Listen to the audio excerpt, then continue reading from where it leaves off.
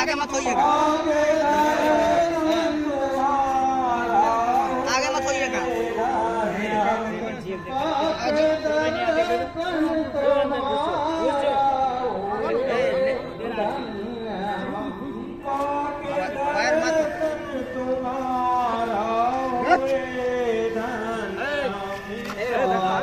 स्वागतम स्वागतम स्वागतम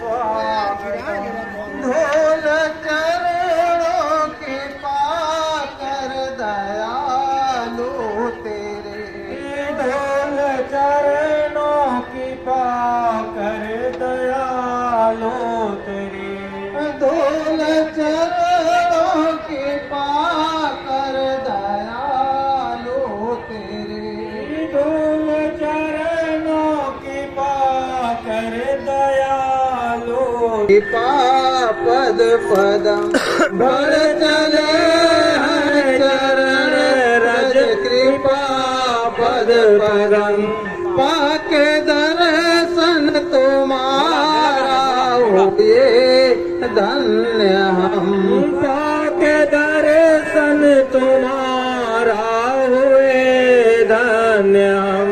हर करोड़ों तरसते नमन के लिए, हर करोड़ों तरसते। जय गुरुदेव।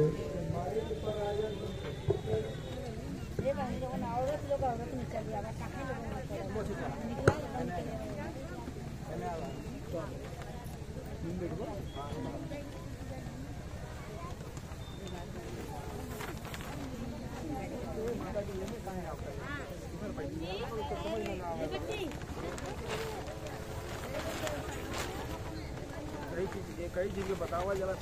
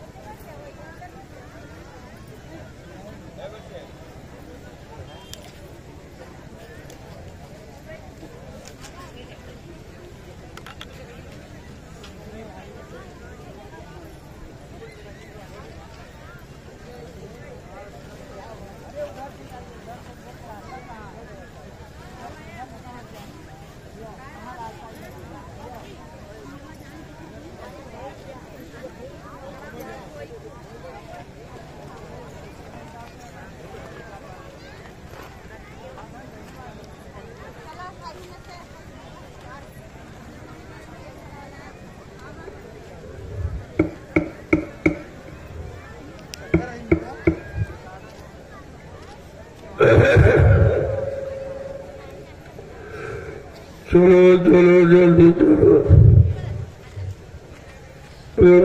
समय हो गया शिक्षण का।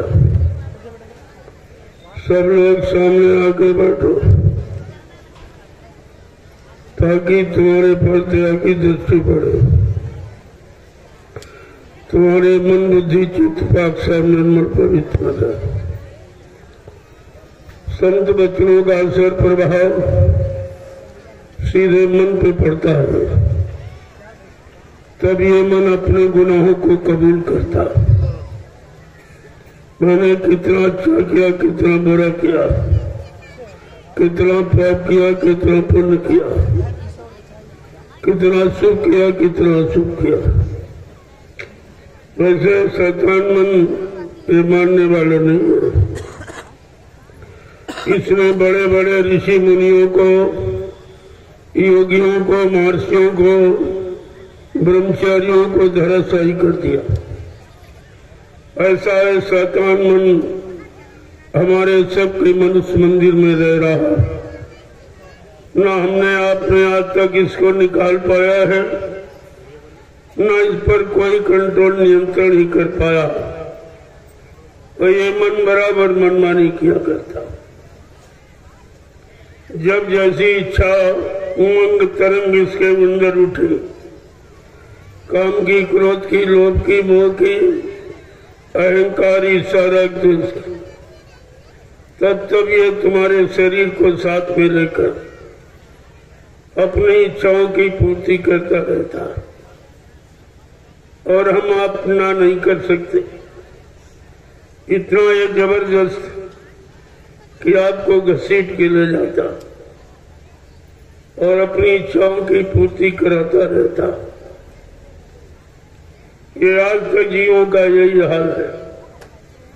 कितने सतयुग, त्रेता, द्वापर, कलयुग निकल गए, ये मन की दास्ता गुलामी से और मन भोगों की गुलामी से अलग नहीं हो पाया। बराबर हमें आपको इसी में लगाकर, कर्मों के जाल में फंसाकर और ये 484 लाख नरकों की योनियों में जन्म दिलाता रहता है। आज तक की जीवात्मा को छुट्टी नहीं मिली, निकल नहीं पाई, क्योंकि जो भी आए वो बीच के लोग से आए थे और आपकी जीवात्मा सत्यलोक निवासिनी है। जब तक सत्यलोक सचखंड नामी धाम से कोई नहीं आएगा मानव चोला धारण करके, तब तक इन जीवात्माओं का काल माया के कर्मों के जाल से छुटकारा नहीं मिलेगा। ये जितनी शक्तियां आई वो सब बीच के लोगों से आई, जिन्होंने उनके नाम का स्मरण किया, सुमरण किया या उनके नाम की पूजा की है, तो वो उसी धाम तक पहुंचा दिया। लेकिन जीवात्मा तो सत्यलोक की है, वहां तो किसी ने पहुंचाया नहीं। तभी ये बेचारी वहां पुण्यों के प्रभाव से तो कुछ दिन बनी रही। जैसे पुण्य कर्मों का क्षीणता हुई, उन कर्म आपके क्षीण हो गए तो लिखा पुण्य क्षीणे मृत्युलोके। पुण्य क्षीण होने के बाद तुरंत मृत्युलोक में ढकेल दिया गया। फिर वहां कर्म किए शारीरिक इंद्रियों के, फिर वहां पहुंचे, फिर ढकेल दिया। यही सिलसिला यहाँ जारी रहा। जीवात्माओं को मुक्ति नहीं मिली, अपने सच्चे घर मंडल मुकाम नहीं पहुंची, अपने पिया प्रीतम मालिक से नहीं मिली, तो उसको सच्ची सुख शांति नहीं मिली। आज ये अवसर मौका कलयुग में ये मालिक की महती कृपा दया से मिली कि आपको निकालने वाले मिल गए, बिना बुलाए आ गए और बिना मांगे आपको युक्ति दे दी जीवात्माओं को मुक्त कराने की। इसी युक्ति को नामदान कहते हैं, इसी को नाम डोर शब्द डोर कहते हैं। और वो आपको मिल गई, लेकिन आपने उसकी कदर नहीं की, क्योंकि जो चीज परिश्रम मेहनत त्याग के बाद मिलती है उसको जीव संभाल के रखता, और जो ऐसे कोई दया हो जाए मिल जाए तो जीव दया की कदर नहीं करता। आपने यही किया, बिना मांगे ये नाम युक्ति आपको मिल गई तो आपने उसकी कदर नहीं की, उसको बुला दिया। अब तुम दर दर की ठोकरें खा रहे हो, तुम्हारी यहाँ कोई सुनने वाला नहीं। तुम कहीं चले जाओ, किसी देश में जाति में यानी पैदा हो जाओ, और मतलब यानी ये तो हो सकता, लेकिन तुम्हारी जीवात्मा को मुक्ति नहीं मिलेगी जब तक मुक्ति कराने वाले मुक्ति दाता जो सतलोक सत्कर्म नामी धाम से आते हैं, जब वो आएंगे वो दया करेंगे तब जीवात्मा को मुक्ति मिल सकेगी। प्रेमियों, कितना बड़ा सौभाग्य आजकल युग के जीवों का है, जो ऋषि मुनि महात्माओं को नहीं मिली, जो अवतारी शक्तियों को नहीं मिली, जिनको भगवान कहते हो रामकृष्ण को नहीं मिली, वो युक्ति आपको सहज में बिना मांगे मिल गई। न कोई तपस्या आपने की, न संयम, न त्याग किया, न कोई परिवार बाल बच्चे छोड़े, न खेती दुकान दफ्तर बिजली व्यापार मजदूरी को बंद किया, न किसी की जात पात बिगाड़ी गई, यानी कोई व्यवस्था आपकी बिगाड़ी नहीं गई, और घर गृहस्थी परिवार में रहते और आपको अमोलक धन ये नामदान दे दिया। अब आपको इसकी कदर करनी चाहिए। अगर कदर करते तो आज गुरु परिवार का कि ये हालत नहीं होती। ये शंका संदेह के बादल जो गुरु परिवार में छा गए, ये नहीं। यही तो हमारी आपकी कमी कि हमने संत महापुरुषों के वचनों को समझा नहीं, और वचनों से अपने मन को समझाया नहीं, मन को आपने सुधारा नहीं, मन को भोगों से आपने अलग किया नहीं।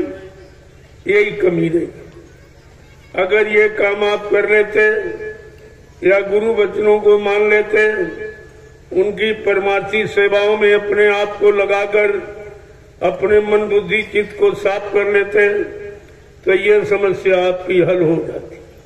जीवात्माओं को जगाने की परमात्मा से मिला है। महापुरुषों ने, वैसे तो कलयुग सबसे खराब है, लेकिन संत महापुरुषों ने इसको सबसे अच्छा माना। क्यों? कहते हैं कलयुग सम नहीं आन युग जो नर कर विश्वास। कलयुग के समान जीवात्माओं के कल्याण का इतना अच्छा कोई युग नहीं रहा, अगर संत महापुरुषों के वचनों पर जीवों को विश्वास हो जाए। बात विश्वास की, और विश्वास से आज परिवार समाज देश चलता। और आपने गुरु पर विश्वास नहीं किया, गुरु के वचनों पर वादों पर विश्वास नहीं किया, तो अब इस विश्वास का परिणाम क्या हुआ कि अब आप दर दर की ठोकरें खा रहे। तुम्हारी कोई सुनने वाला नहीं, तुम्हारे पाप कर्मों में माफी दिलाने वाला कोई। तुम यहाँ किसी को करोड़ों रुपए दे दो, कोई ज्ञानी ध्यानी विज्ञानी, कोई धनवान बलवान बुद्धिमान, उसको आप करोड़ों रुपए दे दो कि हमारे एक पे पाप को काट दीजिए। ये काम प्रेमियों कोई नहीं। जो रुपए पैसे धन दौलत से आपका काम यहाँ कोई नहीं कर सकता, वो काम संत महापुरुष कलयुग में अपने दर्शन से करते।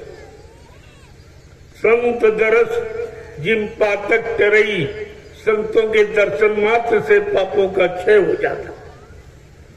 जो न राम कर पाए, न कृष्ण कर पाए, न कोई ऋषि मुनि महात्मा योगी कर पाया, वो काम आपका संत महापुरुषों ने कलयुग में दर्शन दे के आपका कर दिया और कर रहे हैं।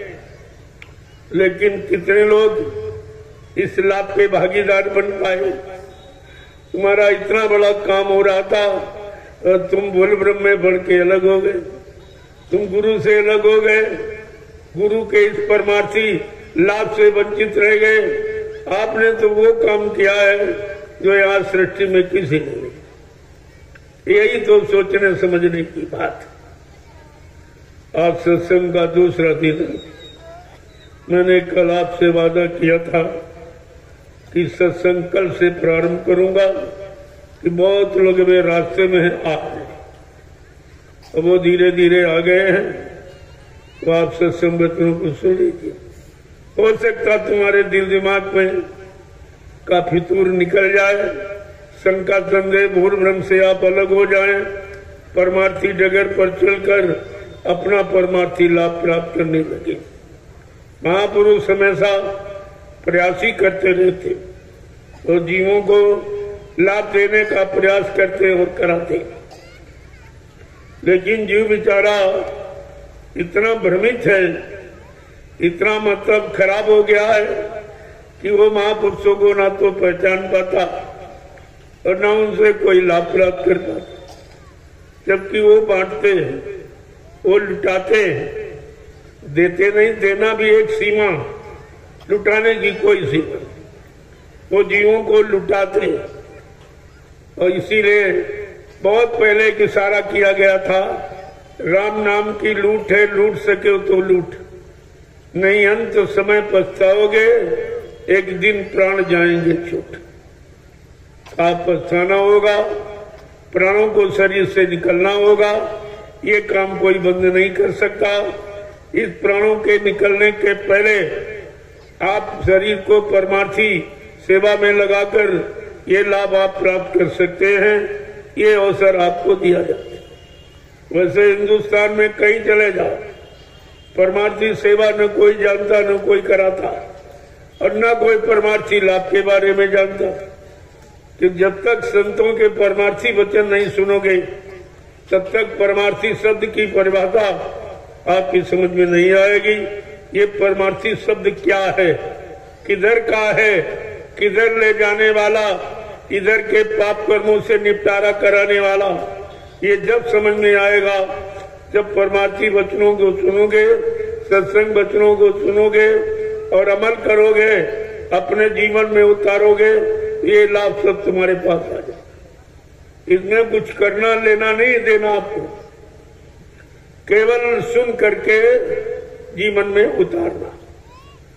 ये मन को समझाने वाले, ये सत्संग कोई मनोरंजन नहीं है, ये मन को समझाने के लिए, मन को चिताने जगाने के लिए कि मन पछते हो अवसर बीते। क्या कहते हैं, सहे स्वभाव 10 बदन आदि न बचे न काल बलि से, मन पछते हो अवसर बीते। बड़े बड़े राजे महाराजे धनी मानी या मानव शरीर धारण किया, लेकिन वो भी बेचारे इस परमार्थी शब्द को न सुन पाए, न समझ पाए कि उस समय सुनाने वाले संत महापुरुष नहीं आए थे। वो तो अभी कलयुग में आए, लगभग 750 वर्ष पूरे होने जा रहे हैं, तब से संत नाम सुनने को मिला। जब कबीर साहब आए सर्वप्रथम, उन्हीं से संत मत चला, उन्हीं से संत नाम सुनने को मिला। 4 वेद 6 7 18 पुराण, 19 उपनिषद और 36 ऋचाएं जिनमें धर्म की चर्चा वर्णित है, उनमें भी संत नाम नहीं। ये संत नाम कहीं न सतयुग में, न त्रेता, न द्वापर। आप कितने बड़े भाग्यशाली हो जो नाम ही नहीं, नाम से काम करने कराने वाला मिल गया और आपके साथ जुड़ा हुआ है।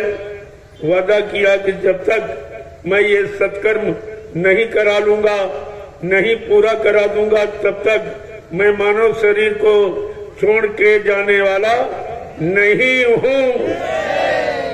ये कितना बड़ा वादा, आप इस वादे को समझ ही नहीं पाए, क्यों किसी ने ऐसा वादा किया नहीं। कोई ऐसी समृद्ध शक्ति आई नहीं जो दया करने आई हो, जो आए वो सब काल शक्तियां आई तुम्हारे पाप कर्म कर्मों की सजा लाभ देने के लिए, जिनकी सजा और लाभ मृत्यु लोक मंडल में ही यही सजा लाभ पाते रहते हो और 4 खान 84 लाख नरकों की योनियों शरीरों में जन्म लेते रहते हो। ये सिलसिला कितना पुराना, जब से जीवात्मा आई अभी तक वापिस घर नहीं तो, क्योंकि वापिस घर पहुंचाने वाला कोई आया नहीं। किसी ने ऐसा वादा आपके साथ किया नहीं कि मैं सतलोक सचखंड से आया हूं तुम्हारी जीवात्मा को जगाने के लिए, परमात्मा से मिलाने के लिए, जीवात्मा को निधाम पहुंचाने के लिए। ऐसा वादा किसी ने नहीं। यही तो बात आपको सोचनी चाहिए। कबीर साहब से लेकर जितने संत आए वो गुप्त संत थे। उन्होंने खुलकर घूम घूम कर दरवाजे दरवाजे प्रांतों में, जिलों में, तहसील ब्लॉकों में, ग्राम पंचायतों में, गांवों में, गलियों में घूम घूम कर संदेश नहीं किया। ये केवल समर्थ मालिक बाबा जय गुरु जी महाराज ने किया और ये काम सृष्टि ने किसी और न कोई ये कर सकता। जब दोनों चीजें आपको बता दी गई कि मेरा काम न कोई कर सकता, न हमको अपने काम से कोई रोक सकता, ऐसा कोई पैदा ही नहीं हुआ मानव शरीर में जो मेरे इस काम को कज्जू भगाना और सज्जू लाने को कोई रोक दे। ये फिर भी आपकी समझ में नहीं आया कि ऐसा मानव शरीर में तो कोई नहीं आया और किसी ने ऐसा वादा किया भी नहीं। तो आपको तो ये सब समझना चाहिए था, लेकिन समझोगे कैसे?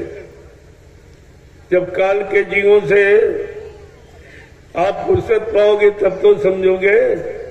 तो तुम्हारे सब पीछे लगे हुए। कितनी बार आपको सत्संग में बाबा जी ने बताया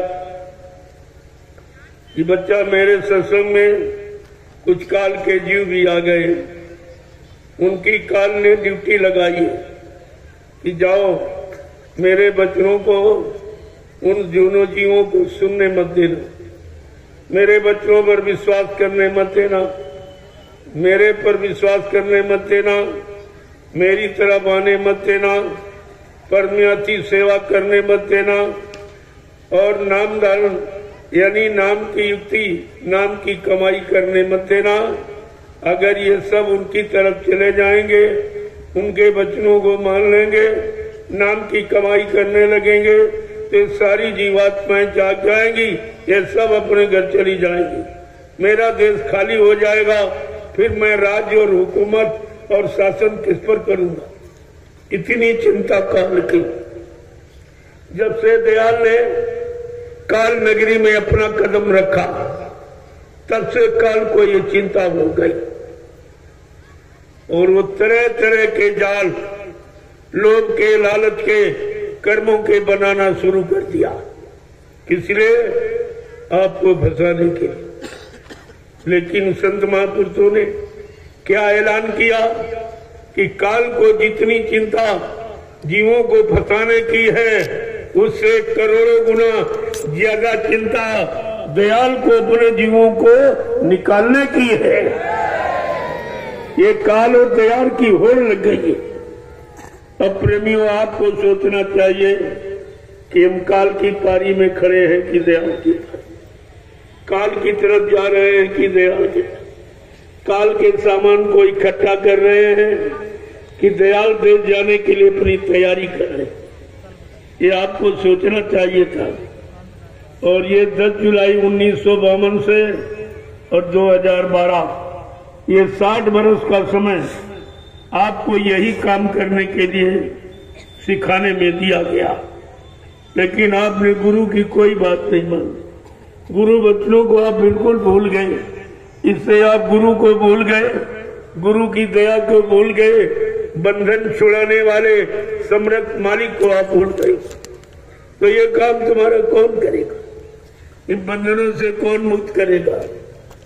जब तक कोई बंधन छुड़ाने वाला, बंधन मुक्त कराने वाला कोई समर्थ मालिक स्वतः मानव चोला धारण करके मृत्यु मंडल पर नहीं आएंगे और जीवों पर ऐसी दया नहीं करेंगे और सरल रास्ता बना के नहीं तैयार करेंगे तो बेचारा ये भूला भटका जीव कितने युगों से ये कैसे जा पाएगा? आपके लिए कितनी मेहनत की जा रही, लेकिन आप बात को समझते नहीं। अगर तुमने कलयुग में संत महापुरुषों की बात को मान लिया होता तो प्रेमियों आज तुम्हारी ये हालत नहीं होती। तुम्हारा काल कुछ नहीं कर सकता अगर दयाल के बच्चों को आपने पकड़ के रखा हो, जहाँ दयाल वहाँ काल नहीं, जहाँ दयाल के वचन होंगे वहाँ काल के वचन अपना प्रभाव नहीं डाल सकते। लेकिन तुमने दयाल के वचनों को छोड़ दिया, भुला दिया, आपको कुछ भी नहीं मालूम। कल मैंने आपको थोड़े वचनों की याद कराई थी, जो वचन आपके छुटकारा दिलाने के लिए जो बताए गए थे, जो वादा किया गया, मैंने कल आपको थोड़ा सा इशारा करके बताया था। और मैंने आपसे ये भी कहा, मैं कुछ आपसे पूछने आया हूँ और कुछ आपको बताने आया हूँ। इसके अलावा मेरा कोई काम नहीं। पूछने वो भी पूछा आपसे, और क्या करने आया उसको भी आपको बता दिया। आदमी कोई शंका संदेह तो नहीं देगा। अब कोई शंका का शिकार बना बैठा हो कि मतलब यानी परमार्थी डगर पर कभी चला ही न हो, जो डगर पर नहीं चला उस रास्ते के बारे में वो क्या जानकारी आपको देगा, उस रास्ते की महिमा वो क्या बताएगा। वो तो कोई चलने वाला और डगर को तय करने वाला ही कुछ बताएगा, और मंजिल पर पहुंच जाएगा वो पूरी डगर का हाल बताएगा। वो आपको पूरे रास्ते की जानकारी। महापुरुषों ने इसीलिए समझा के जीवों से कहा है कि तुम्हारी अज्ञानता भूल भ्रम का कारण क्या है, तुम क्यों नहीं समझ पाए, क्यों नहीं बच्चों को याद कर पाए। तो उन्होंने क्या कहा था, जो होती अगर बात संतों की मानी जो होती, अगर बात गुरु जी की मानी जो होती, अगर बात गुरु जी की मानी जो होती, तो सिर पे ये आफत तुम्हारे न आती, तो सिर पे ये आफत तुम्हारे न आती। अगर बात मुर्शिद की मानी जो होती, अगर बात मुर्शिद की मानी जो होती, तो सिर पे कयामत तुम्हारे न आती, तो सिर पे कयामत तुम्हारे न आती। सभी देशवासी ये भाई है अपने, सभी देशवासी ये भाई हैं अपने, तो फिर बैर की नीति ठानी क्यों तुमने, तो फिर बैर की नीति ठानी क्यों तुमने। दया प्रेम सेवा तुम्हारे में होती, दया प्रेम सेवा तुम्हारे में होती, नदी खून की बहाई न होती, नदी खून की ये बहाई न होती। अगर बात संतों की मानी जो होती, अगर बात संतों की मानी जो होती, तो सिर पे ये आफत तुम्हारे न आती, तो सिर पे ये आफत तुम्हारे न आती। कि घट घट में इंसान के रहता भगवान, घट घट के इंसान में रहता भगवान, और इसकी नहीं तुम को है कोई पहचान, इसकी नहीं तुमको है कोई पहचान। अगर दिल भवन में सफाई जो होती, अगर दिल भवन में सफाई जो होती, तो मन ये मस्जिद बनाई न होती। तो मंदिर ये मस्जिद बनाई न होती। प्रेमियों, गुनाह करते हो मनुष्य शरीर में और क्षमा याचना प्रार्थना करते हो ईंट पत्थर के मकान, जहाँ कोई नहीं बैठा, न सुनने वाला, न देने वाला, न लेने वाला, न समझाने वाला, न रोकने वाला, न आशीर्वाद वरदान देने वाला। ये कितनी बड़ी अज्ञानता जीवों की जो अभी तक नहीं हुई। इस जड़ता की मत्त से जीव को कैसे मुक्त कराया जाए। संतों ने कितना प्रयास प्रयत्न किया है कि जड़ से हटकर जीव चेतन में आ जाए। जड़ को भूलकर चेतन में लग जाए तो चेतन जीवात्मा का कल्याण हो जाए। लेकिन इतनी पुरानी पकड़, इतनी पुरानी आस्था, पुरानी रूढ़वादता आपके अंदर प्रवेश कर गई है कि अच्छी सच्ची बात आपकी समझ में नहीं आती। कैसी विडंबना है ये। जब तक आप सत्संग में शामिल शरीक नहीं होगे, सत्संग वचनों को नहीं सुनोगे, अपने जीवन का आधार नहीं बनाओगे, तब तक इस जीवन को सुख शांति नहीं मिल सकती। ये कहनी पैसे से मोल नहीं मिलती। ये संत महापुरुषों के वचनों को अपनाने से, अपने जीवन में उतारने से, एक एक वचन का आधार बनाकर जीवन को निकालने से मिलती है। महापुरुषों ने आगे क्या लिखा कि सारे धर्म ग्रंथों का, सारे धर्म स्थलों का एक ही इशारा है, एक ही मोड़ है और एक ही उनकी सीख और शिक्षा तालीम है। लेकिन उसको भी आपने नहीं समझा। महापुरुष समझा के क्या कहते हैं कि सभी धर्म ग्रंथों का है एक कहना। सभी धर्म ग्रंथों का है एक कहना। सभी धर्म ग्रंथों का है एक कहना। सभी धर्म ग्रंथों का है एक कहना। बनो शाकाहारी सदाचारी रहना। बनो शाकाहारी सदाचारी रहना। बनो शाकाहारी सदाचारी रहना।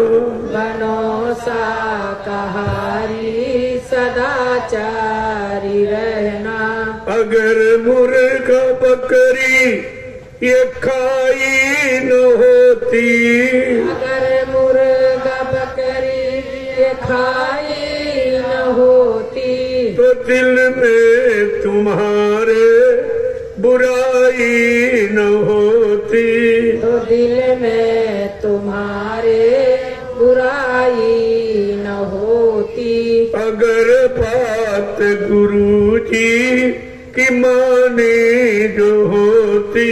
अगर बात गुरुजी की मानी जो होती। तो सिर पे मुसीबत तुम्हारे न आती। तो सिर पे मुसीबत तुम्हारे न आती। लोगों, कितनी छोटी बात है। केवल संत महापुरुषों की बात को मान लिया होता तो तरह तरह की मुसीबतें और जिल्लतें जो तुम्हारे जीवन में आ रही है, परिवार समाज में आ रही है, जिससे पारिवारिक जीवन, सामाजिक जीवन, व्यवहारिक जीवन कष्टों में फंस गया, मुसीबतों के गहरों में चला गया। केवल आपने अगर उनकी बात मान ली होती तो ये कोई चीज तुम्हारे परिवार में नहीं आती और आप बिल्कुल सुख शांति में बैठे हो। एक बात, एक इशारा न मानने पर सारा माहौल, वातावरण बिगड़ गया और उससे आपको कोई बचा भी नहीं सकता। अभी एक छोटा सा नमूना परेशानी का आपके सामने आया था, कोरोना काल, और सबकी बुद्धि खो गई, कुछ नहीं कर पाए। सबकी बुद्धियां फेल हो गई। और बाबा जी ने कहा भी था कि ऐसा परिवर्तन होने जा रहा जो मानव बुद्धि के परे, न मानव सोच सकता, न मानव कर सकता, न मानव विश्वास ही कर सकता। ऐसा परिवर्तन तुमको करके दिखा दिया जाएगा जिसको हिंदुस्तानी नहीं सारा विश्व स्वीकार करेगा, सारे विश्व को मानना होगा। ऐसी वैचारिक क्रांति खड़ी कर दी जाएगी कि सारे विश्व को स्वीकार करना पड़ेगा, सबकी बुद्धियां फेल हो जाएंगी। ये तो एक छोटा सा कोरोना का एक नमूना था, अभी तो बहुत बड़े बड़े यानी इस तरह के मुसीबतें आने वाली आपके पर, वो तो जिनका आपको पता ही नहीं है, ये किसी को जानकारी, कोई ध्यानी वैज्ञानिक, कोई धनवान बलवान, कोई प्रधानमंत्री, मुख्यमंत्री, राष्ट्रपति इस बात को नहीं जानता है कि आगे क्या होने वाला है, क्या होने जा रहा। ये तो त्रिकालदर्शी संत महापुरुष ही बताएंगे, जिनको भूत वर्तमान का ज्ञान, जिन्होंने आत्मिक साधना करके अपनी आत्मा की दिव्य कान को खोल लिया, वो आपको सब बताएंगे कि आगे क्या होने वाला है, कैसी स्थिति परिस्थिति बनने वाली है, कैसे कैसे महान संकट आने वाले, जिनमें आप और अपने परिवार बाल बच्चों को बचा नहीं पाओगे। इतना खराब समय आ रहा है, लेकिन आपको जरा सा भी भय नहीं हुआ। महात्माओं की बात पर आपको विश्वास नहीं, न राजा को विश्वास न रैयत को विश्वास, इसीलिए दोनों मुसीबत में फंसे। किसी के पास इसका कोई विधान नहीं है, समाधान नहीं है कि वो इस काम को कर सके। आगे तो बहुत बड़ी मुसीबत आ रही है। ये तो कुछ नहीं था कोरोना, तब एकदम सब व्याकुल हो उठे, सब तबाह हो गए, लेकिन वो तुम भूल जाते हो तबाही के दिन, और आगे बहुत बड़ी तबाही आने लगी। तभी तो आपसे कहा गया, कुदरत है तैयार खड़ी, आगे तबाही बड़ी, बहुत बड़ी तबाही आने वाली है, जिसको इस धरती पर रहने वाला कोई इंसान इसका समाधान नहीं कर सकता। ये किसी के बस की बात नहीं होगी। जब एक छोटा सा एक कोरोना का नमूना आया तब तो सब फेल हो गए, डॉक्टर वैद्य हकीम सब, दवा सब फेल हो गई, किसी का कोई यानी बुद्धि नहीं चली, कोई काम नहीं कर पाया। एक छोटा था, अब तो उससे बहुत बड़ा आने वाला। उसके लिए आपके पास क्या व्यवस्था है? जो तुम व्यवस्था समझते हो ये तुम्हारी अज्ञानता है कि मेरे पास रहने के लिए मकान है, बंगला है, फ्लैट है, खाने के लिए रोटी है, खर्च करने के लिए खेती, दुकान, दफ्तर, बिजली, व्यापार, मजदूरी, पैसा कमाने के लिए, सहयोग के लिए पति पत्नी, बाल बच्चे, भाई बहन, बिरादर। लेकिन ये भूल गए हो, ये कुदरत के एक सेकंड का काम, एक सेकंड में सारी व्यवस्था खत्म हो जाए, कुछ नहीं दिखाई देगा। ये सब मकान खाली पड़े रहे, कोई रहने वाला दिखाई नहीं देगा। ये गांव है, कस्बे हैं, शहर है, ये सब खाली पड़े रह जाएंगे। जो आज आप एक एक इंच जमीन पे झगड़ा करते हो, तुम्हें अपना भविष्य नहीं मालूम कि आगे ये कुछ नहीं बचेगा, कोई रहने वाला नहीं दिखाई देगा, इतने मकान खाली पड़े रहे। लेकिन वो आपको न मालूम है, ना आपको उस पर कोई विश्वास, लेकिन होगा सब। क्यों? संत वचन पलटत नहीं, पलट जात ब्रह्मांड। संत वाणी अमिट कुछ, जो कह देंगे वो पत्थर की लकीर, उसको कोई रोक ही नहीं सकता। वो अवश्य तुम्हारे सामने स्थिति परिस्थिति बन के तैयार हो जाएगी और तुम उसमें कुछ नहीं कर सकते। तुम्हारी सारी मनोबुद्धि, जनबुद्धि और जनशक्ति और यानी ये सब बल समाप्त हो जाए। पिछले महापुरुषों ने पहले से आवाज लगाना शुरू कर दी। समय के बहुत पहले, घटना होने के बहुत पहले बीमारी महामारी आने से बहुत पहले आपको चेतावनी, आपको जानकारी देना शुरू कर देते हैं, ताकि कोई ये न कहे कि आपने पहले क्यों नहीं बताया। इसलिए आपको पहले और समय के पहले जानकारी दी जा रही तो आपकी समझ में ना आई, क्योंकि तुम्हें तो आगे का भी नहीं साफ दिखाई दे। वर्तमान में भी आप अच्छा बुरा नहीं देख पा रहे हो, समझ पा रहे हो, कर पा रहे हो, तो भविष्य की बात तो छोड़ दीजिए। भविष्य के बारे में आप क्या जानते? जिसका वर्तमान अच्छा होगा उसका भविष्य निश्चित अच्छा होगा।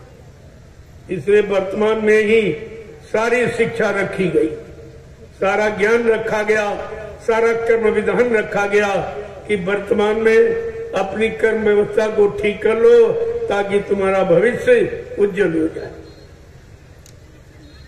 शांतिमय सुकूनमय हो जाए। लेकिन इतनी जल्दी समझना, विश्वास करना जीव के बस की बात, क्योंकि जीव में इतनी दृढ़ता, इतनी कृतज्ञता तो है नहीं उसमें जो इस बात को समझ सके।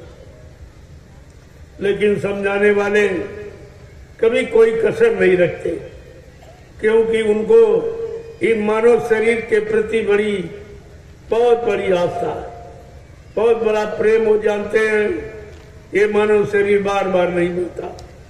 करोड़ों जन्मों की तपस्या, करोड़ों जन्मों के पुण्य, करोड़ों जन्मों की सेवाएं जब जीव के एकत्र हो जाती, उनका उदय होने का वक्त आता है, तो ये पावन पवित्र घड़ी मानव अनमोल शरीर मंदिर की बात को मिलती।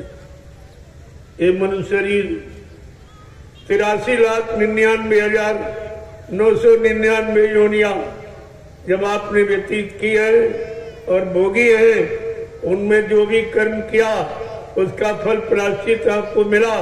वो भोग करके एक बार ये अवसर, मौका और चांस आपको दिया गया मानव शरीर का कि अब की बात चेत जाओ। अगर चेत गए तो 84 से बच जाओगे, अगर चूक गए तो फिर 84 जाओ, फिर आपको कोई बचाने निकालने वाला या नहीं।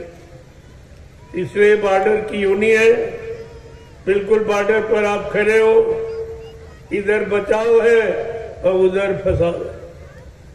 इधर चल पड़े, चेत गए, बच्चों को समझ लिया, जीवन को सुधार लिया, तो हमेशा के लिए आप निकल जाओगे काल की नगरी से। और नहीं तो चूकना तो है ही, तो हमेशा चूकते ही तो रहे। एक सूरदास जी थे, उनके कोठरी में बंद थे, बहुत लंबा हाल था। तो दिन में सब लोग बातचीत करते रहे तो चुपचाप सूरदास जी बैठे, लेकिन शाम वही सब अपने अपन घर चले गए। अब सूरदास जी अकेले रह गए इतने बड़े हाल में। उन्होंने सोचा कोई ना कोई दरवाजा जरूर होगा, अगर ये इमारत बनी तो दरवाजा जरूर। दरवाजे के लालच में दीवार को पकड़कर धीरे धीरे दरवाजे की तलाश में चल।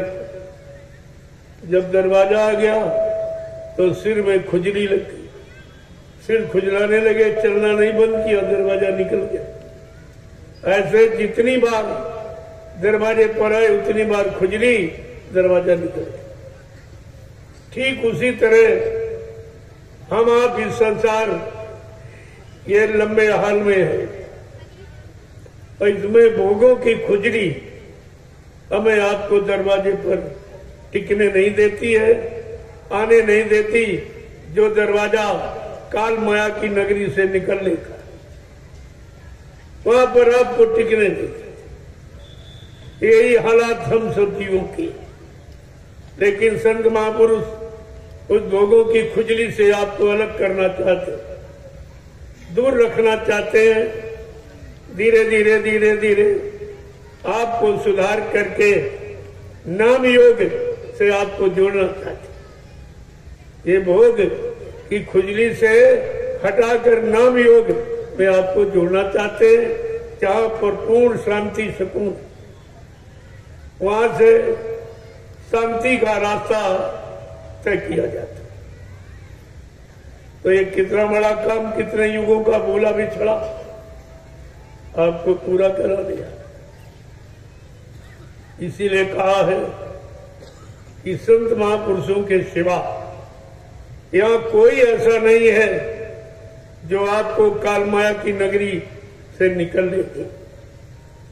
यहाँ जितने आए सब फंसाने वाले। कोई इतिहास आप उठा लीजिए और सब फंसने वाले ही आए। और किसमें फंसे? काल माया के बनाए कर्मों के जाल। जो दो जाल बनाए, शुभ और अशुभ, एक पाप और पुण्य, बस उसी में कभी पाप किया, कभी पुण्य किया, कभी शुभ किया, कभी अशुभ किया। बस इस पाप पुण्य के झगड़े से अलग नहीं हो पाए। लेकिन संत महापुरुषों ने जो रास्ता बताया है नाम का, नाम के रास्ते पर चलकर आपका ये काम हो सकता है।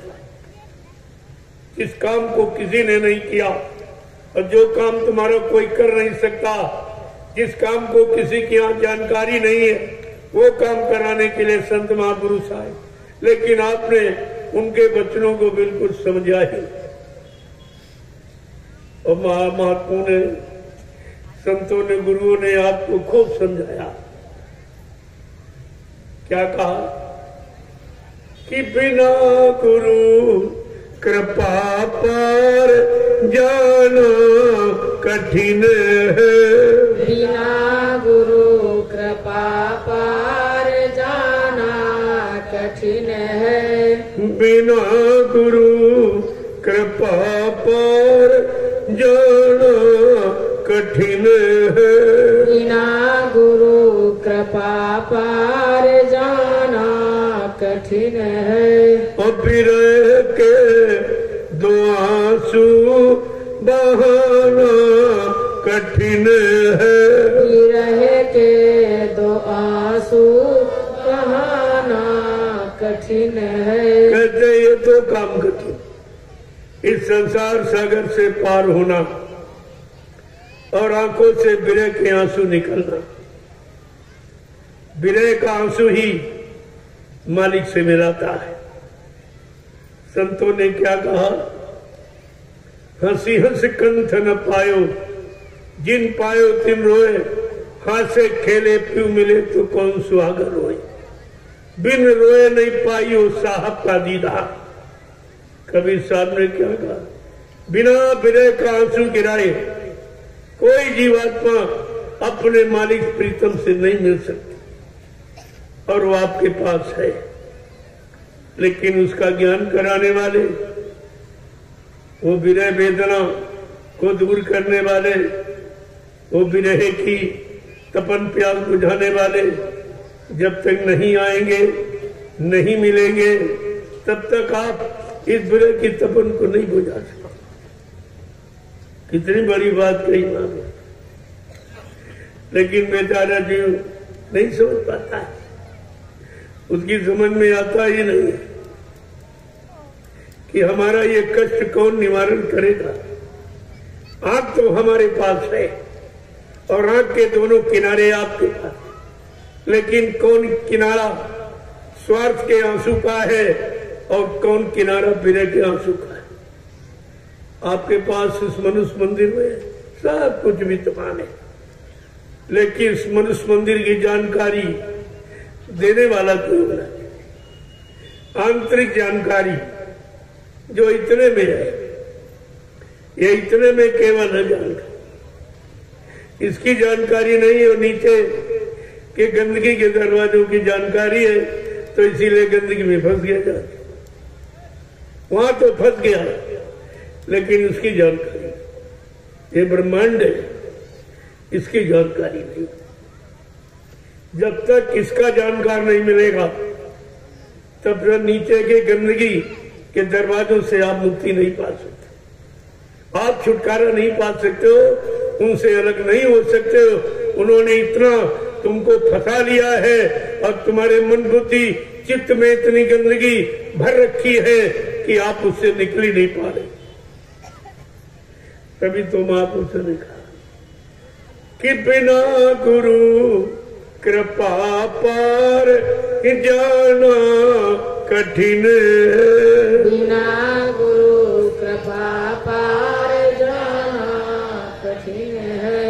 बिरह के दो आंसू बहाना कठिन है, बिरह के दो आंसू बहाना कठिन है।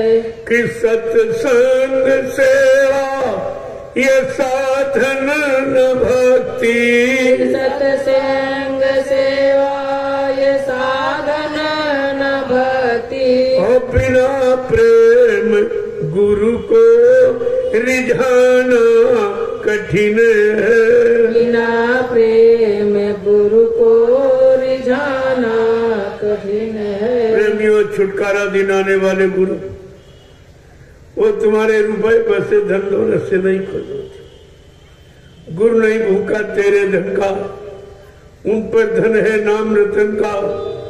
गुरु तेरा उपकार करावे, भूखे प्यासे को दिलवावे। ये तुम्हारे पर उपकार किया जा रहा, तो तुम्हारी दौलत को लेकर ये भूखे और ये अपाहिज लोगों को दिलाकर उनकी व्यवस्था बनाने में लगाकर तुम्हारे परमार्थी जीवन को मजबूत कर देती। ये उनका उपकार है तुम्हारे पर, उनको इसकी जरूरत नहीं है। रुपए पैसे धन दौलत से कोई परमात्मा को प्राप्त नहीं कर सकता। ये परमात्मा खरीदा नहीं जाता है। प्रेम से प्रकट हो मैं जाना, कहा मैं प्रेम से तो प्रकट हो जाऊंगा, जहां चाहो वहां ले चलो चल सकता, लेकिन किसी सामान रुपए पैसे धन दौलत के रात पाट के लालच, ये लालच में नहीं होता। कितनी बड़ी चीज आपके सामने रखी गई कि सत्संग सेवा ये साधन न भक्ति, सत्संग सेवा ये साधन न भक्ति, बिना प्रेम गुरु को रिझाना कठिन है, बिना प्रेम गुरु को रिझाना कठिन है, बिना गुरु कृपा पार जाना कठिन है, बिना गुरु कृपा पार जाना कठिन है। बड़े भाग्य से अब किन्नरतन मिला है, बड़े भाग से अब किन्नरतन मिला है, अब बिना हरि भजन मुक्ति पाना कठिन है, बिना हरि भजन मुक्ति पाना कठिन है, बिना प्रभु भजन मुक्ति पाना कठिन है, बिना प्रभु भजन मुक्ति पाना कठिन है। कि माता पिता सुत ये तारा बिरादर, माता पिता सुत ये दारा बिरादर, यही मोह ममता हटाना कठिन है, यही मोह ममता हटाना कठिन है, यही मोह ममता हटाना कठिन है, यही मोह ममता हटाना कठिन है। मोह सकल व्याधन कर मूला, संपूर्ण व्याधियों की जड़ है मोह। ये मोह जाएगा कैसे? बिन सत्संग न होए मोह भंगा, बिना सत्संग के मोह भंग नहीं होता। देखो सब चीजें आपके सामने है और आपको दी जा रही है, पहले भी दी गई अभी दी जा रही, लेकिन समझ में आ जाए तब तो आप स्वीकार करेंगे। लाभ अगर मालूम हो जाए तो जरूर आप उसका पालन करेंगे, लेकिन बगैर सत्संग के कोई जीव इसे प्राप्त नहीं कर सकता। आगे क्या कह रहे हैं कि माता पिता सुत ये तारा बिरादर, माता माता पिता सुत ये दारा बिरादर। यही मोह ममता हटाना कठिन है, यही मोह ममता हटाना कठिन है।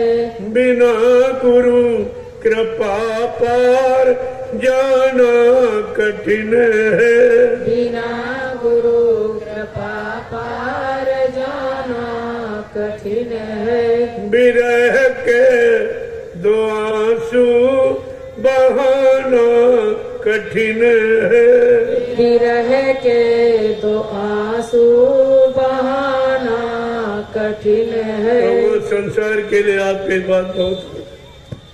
जरा किसी ने कुछ कह दिया फट से आंसू निकल गए।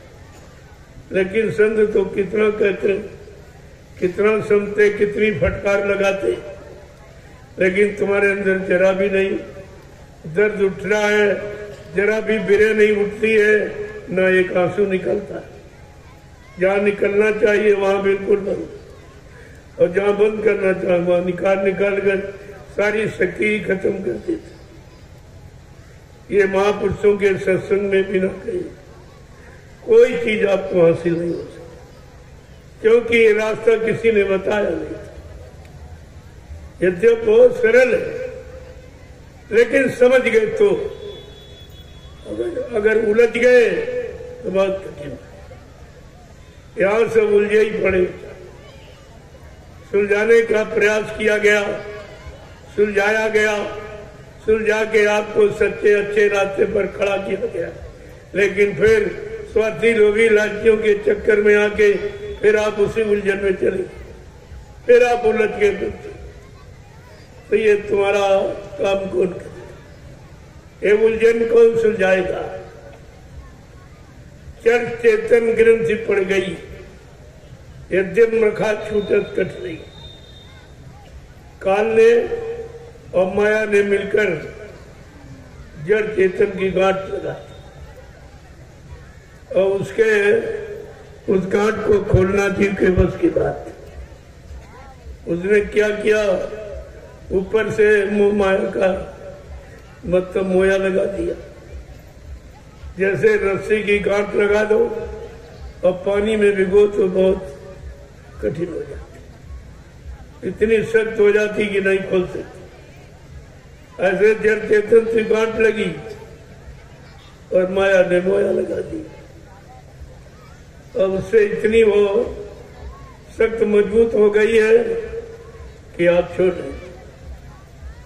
संत महापुरुष जब उस जड़ चेतन की गांठ को खोलने का जब युक्ति और साधन आपको बताया, तो माया ने तरह तरह की बाधाएं अटकलें पैदा कर दी। गोस्वामी जी महाराज जो कलयुग में आए, जिन्होंने रामचरितमानस लिखा, उन्होंने हम सब कलयुग को जीवों को इस गांठ से छुटकारा पाने की कितनी बड़ी युक्ति बताई है। सावधान आपको रखा कि सावधान रहना, माया तुम्हारे पीछे पड़ी। उसने अपनी सहेलियों को तुम्हारे पीछे लगा रखा। तो स्वामी महाराज ने लिख के बताया कि रीति सीति बहु प्रेरय भाई, अबूथ लोभु दिखावन आई, कि कल बल छल कर जाय समीपा, अवंचल बात बुझा में दीपा, अब होय भूति जो परम सयानी, और तीन तन चितब नान हित जानी। का माया ने अपनी सहेलियों को लगा दिया कि किसी को सदगुरु के वचन सुनने मत देना। जाओ तुम सत्संग में, किसी को वचन सुनने मत देना। उनमें तंद्रा निद्रा उघाई जमुआई ये पैदा कर देना कि वचनों को सुन न पाए। नाम की युक्ति, नाम की कमाई न कर पावे, नहीं तो सारी जीवात्माएं अगर निकल जाएंगी तो मेरा देश खाली हो जाएगा, मैं शासन हुकूमत किस पर करूं। देखो, लेकिन गोस्वामी महाराज लिखते हैं, जिन जीवों ने, जिन भक्तों ने, मुरीदों ने, फॉलोअरों ने, जिन्होंने बच्चों को सुना और समझा और संभाल के रखा, उसको उसको काल और माया, उसकी सहेलियां कुछ नहीं करती। हो बुद्धि जो परम सयानी, जिस बुद्धि में सियानापन, चतुरता आ गई, सत्संग बच्चों को सुनकर पक्का विश्वास हो गया, दृढ़ता मजबूती आ गई का उस पर ये काल और माया और उसकी सहेलियां कुछ नहीं करती। हो बुद्धि जो परम सयानी, तिन तन चितत नानहित जानी, वो उनकी तरफ देखेंगे भी नहीं, वो जानती है ये मेरा हित करने वाली, ये मेरा नुकसान करने वाली, ये मुझे हटाने बहकाने वाली है। देखो, सब कुछ लिखा है और तुम्हारे घर में लिखा पड़ी और 550 वर्ष पहले से लिखा पड़ी रामचरितमानस। लेकिन आपने अगर इसे पढ़ लिया होता, समझ लिया होता, तो आज संतों की इतिहास से जीव अलग नहीं होता, बिल्कुल अलग नहीं होता और लाभ प्राप्त कर लेता। ये स्वार्थी, लोभी, लालची, ये माया काल के जीव तुम्हारा कुछ नहीं कर पाते। तुमने समझा ये सत्संगी, तो बाबा जी ने पहले ही आपको कहा, तमाम सत्संगी बन गए वो जीवों को बहकाने भरमाने के लिए, संत मत में शामिल शरीक न होने पावे, इसके लिए वो निरंतर प्रयास करते रहेंगे, आपको झूठा सम्मान प्यार देते रहेंगे, ताकि तुम सतगुरु के बच्चों को न सुन सको, न मान सको, न विश्वास कर सको। ये सब तुम्हारे पीछे लगा दिए। अब कितने झंझटों में आप फंसे हो, और कहा ऊपर से 5 का पहरा लगा दिया, काम, क्रोध, लोभ, मोह, अहंकार, ऐसे शत्रुओं का जबरदस्त पहरा। आप किसी शत्रु से लड़ नहीं सकते, सबने तुमको धराशायी कर रखा। काम ने कितना पीटा है, कितना तुम्हारे शरीर को निचोड़ा है, कितना तुमको भोगी बना दिया है, सारी शक्ति तुम्हारी नष्ट कर दी है, तुम काम से तो देती नहीं, सारी सृष्टि काम में हो। और जब काम की पूर्ति नहीं तो क्रोध पैदा हो गया, अगर काम की पूर्ति हो गई तो लोभ और लालच हो जाएगा, फिर आप निकल ही नहीं पाओगे। ये कैसा जाल बनाया, इस जाल को बगैर सदगुरु की कृपा से, बगैर उनकी दया के कोई जाल को तोड़ के निकल नहीं सकता। और आप झूठा अहंकार करते हो, हम सब जान गए, हम ये जान गए, वो जान गए। तुम तो कुछ अभी जान ही नहीं पाए। जब निकलने का रास्ता नहीं जान पाए तो कौन सी जानकारी तुम्हारे पास। इसलिए प्रेमियों, एक एक वचन को जब संभाल के रखोगे, अपना जीवन उन वचनों के अनुसार निकालोगे, तो आपको जीवन में सुख शांति मिलेगी, सच्चा आनंद प्राप्त हो जाए। इसके पहले का रुपए पैसे धन दौलत इकट्ठा करके, जमीन दुकान मकान बना के, पति पत्नी बाल बच्चे पैदा करके सुख शांति मिल जाए, तो यहाँ तो किसी को नहीं मिली। ये तो सामान सबके पास, तो इसमें तो सब रो रहे हैं, इस सामान को पाकर ये सब रो रहे हैं, सब दुखी है, सब परेशान है। और तुमको अगर वही सामान मिल जाए तुम क्या सुखी हो जाए? अरे तुम्हें देखकर समझ लेना चाहिए कि जिनके पास ये सामान, वो सब रो रहे हैं, सब परेशान। कोई बच्चों से परेशान, कोई पत्नी से, कोई पति से परेशान, कोई भाई से, कोई बाप से।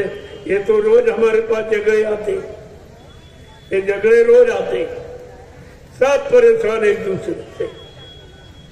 इसका मतलब कि परेशानी दूर करने का ये तरीका नहीं है, ये तो परेशानी में फंसने का तरीका, जिसको आपने अज्ञानता, स्वार्थ, लोभ, लालच में निकलने का रास्ता समझ लिया था और आप जाके वहां फंस गए। अब आपका निकलना मुश्किल। कोई कह रहा हमको मौका नहीं मिलता, परिवार से बाल बच्चों से फुर्सत नहीं मिलती, हम कैसे सत्संग में आवे, हम कैसे भजन करें।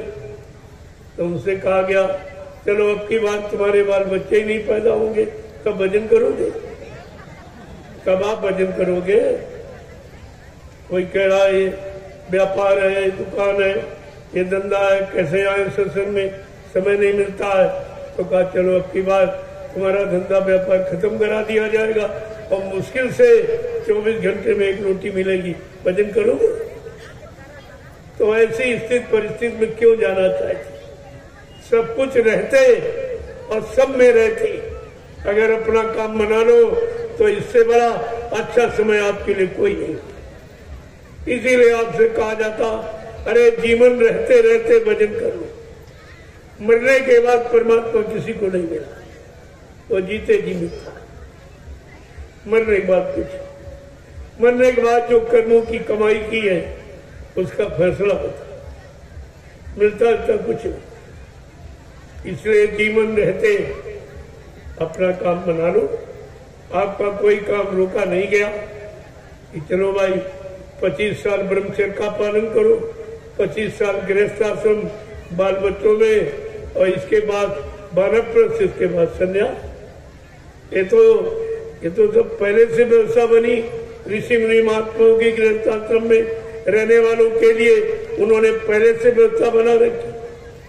अगर इसको आप स्वीकार कर लिए होते तो ये मानव जीवन बिल्कुल सुखसात में, सब कुछ काम करके अंत में प्रभु की शरण में जाना, गुरु के द्वारा प्रभु की प्राप्ति की युक्ति ले लेना, यही तो मानव का सच्चा धर्म है।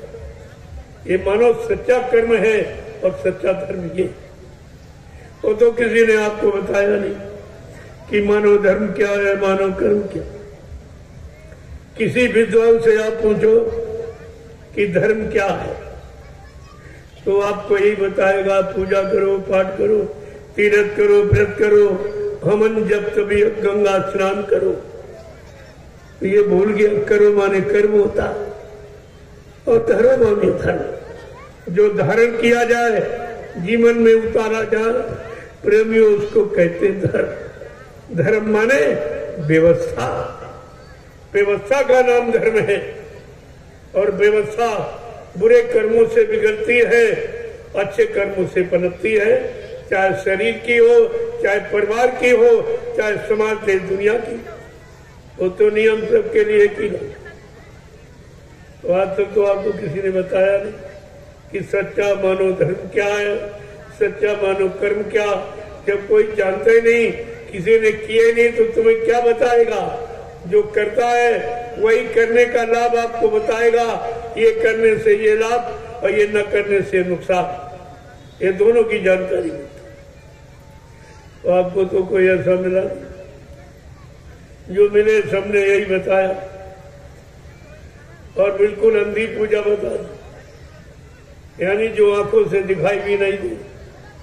जिसकी पूजा बताई उसको कभी मिलाया नहीं, वो कभी मिला नहीं, उसको कभी आंखों से आपने देखा नहीं, तो पूजा भी तुम्हारी झूठी रहेगी। अरे कोई काम संसार में करते हो तो कुछ पाने के लिए करते हो। खेती करते हो, अगर अनाज पैदा न हो तो कोई नहीं करेगा। दुकान व्यापार चलाते हो, अगर मुनाफा न हो तो कोई नहीं करेगा। नौकरी मजदूरी करते हो, अगर तनख्वाह वेतन न मिले तो कोई नहीं करेगा। तो जीवन में ये सब समझ लेते हो कि करने का मतलब लाभ, करने के बदले लाभ प्राप्त करना ही करना की परिभाषा बता दे। और ये पूजा पाठ जो आपने की, इसमें आपको क्या मिला, कोई बता दे। इतने लोग बैठे हो, कोई बता दे पूजा पाठ से क्या मिला। जिसकी पूजा की वो भी नहीं मिला, जब वही नहीं मिला तो उसने कुछ दिया भी नहीं आपको, अब कुछ कहा भी नहीं, ना कोई आशीर्वाद वरदान मिला, कुछ भी नहीं बताया।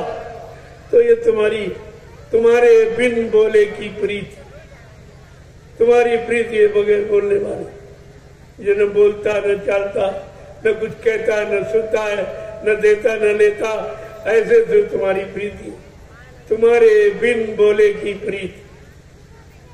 बताओ कैसे मिलेगा सच्चा मीत तुम्हारे बिल बोले झूठी।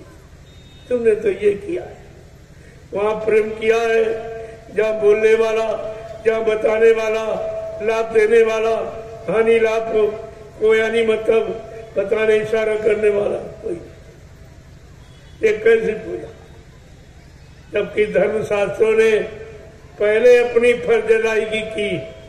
धर्मशास्त्रों ने स्पष्ट कहा, नाम बसामी वैकुंठे योगिना हृदय न चा मम भक्त्वा यत्र गायन्ति तत्र तिष्ठामि नारदा। हे नारद, भगवान कह रहे हे नारद, जहां तुम ढूंढते हो या ढूंढने की युक्ति लोगों को बताते हो, वहां मैं कभी नहीं रहता। वो मेरे रहने का स्थान नहीं। न मंदिर में, न मस्जिद में, न गिरजाघर गुरुद्वारों में, न तीरथ में, न मूर्त में, न पत्थर में, न कागज में, न पानी में।